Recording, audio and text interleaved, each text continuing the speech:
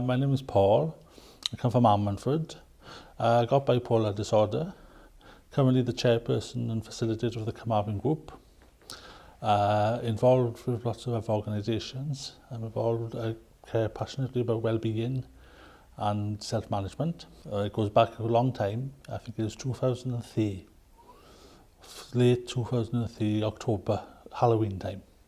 I remember that because I remember the Halloweens freaked me out. So that's when I was in St David's in Carmarthen. I don't think I was told I was going there. I know my mother, the doctor came out and they said we have to take him into hospital, but they didn't ask. I don't think they asked me if I wanted to go there.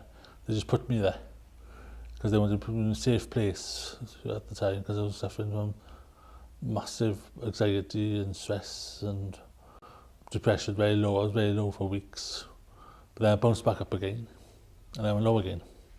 And at the time, I didn't know what really was wrong with me. So, but I mean, I knew I had to go somewhere.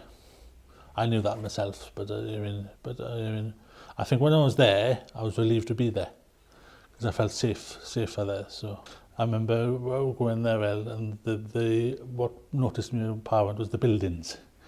The architecture of the buildings was beautiful, and the grounds of St David's, beautiful grounds and buildings, but the corridors went on forever.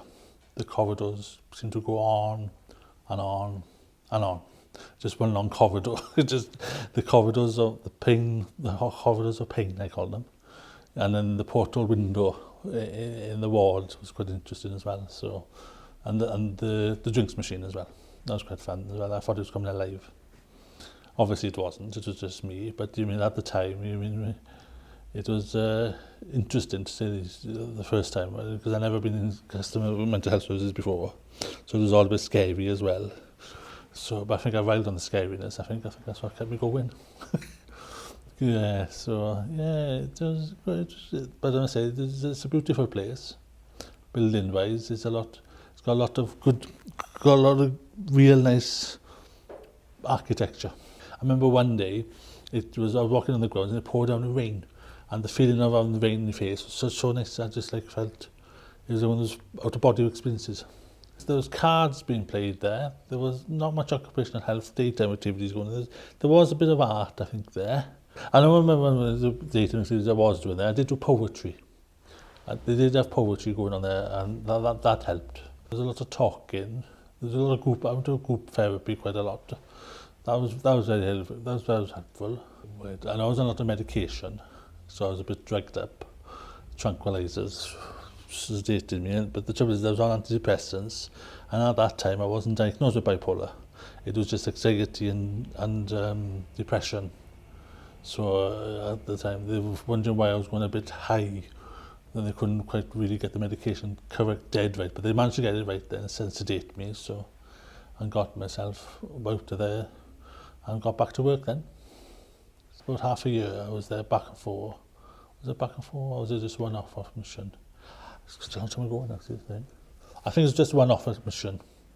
And then I came back home and treatment was at home then, so because I was at home living then as well. So it was a bit cut off from the mainland for the transport. If you get there, if you haven't got a car, you can't get up there because the transport links aren't very good up there. They wouldn't let me out on my own first of all. They did have someone out going with me, but on the whole, they did let you go out and they did go to the cafe as well. So they were quite flexible in visiting, I think. I can't remember exactly, but I know Mum came to see me a couple of Mum and Dad came to see me. My mother thinks the same of the place. She likes St David's, the staff and the actual physical place itself. The domestic staff sometimes are the best because they make time for you to talk. But now they've got volunteers doing it now as well, so because they're so busy sometimes, medical staff. They haven't got time, but she made time to me, talk to me, she was good. And there was a nice, there was one lady in there. She was really good, she was really supportive. She was looking after me when I was in there. She came from Ammanford and she said, I'll look after him when he's in there. So that was one relationship I did remember. Previous to that, I was diagnosed with post-traumatic stress disorder, borderline schizophrenia. And that never actually settled happy with me. That wasn't me.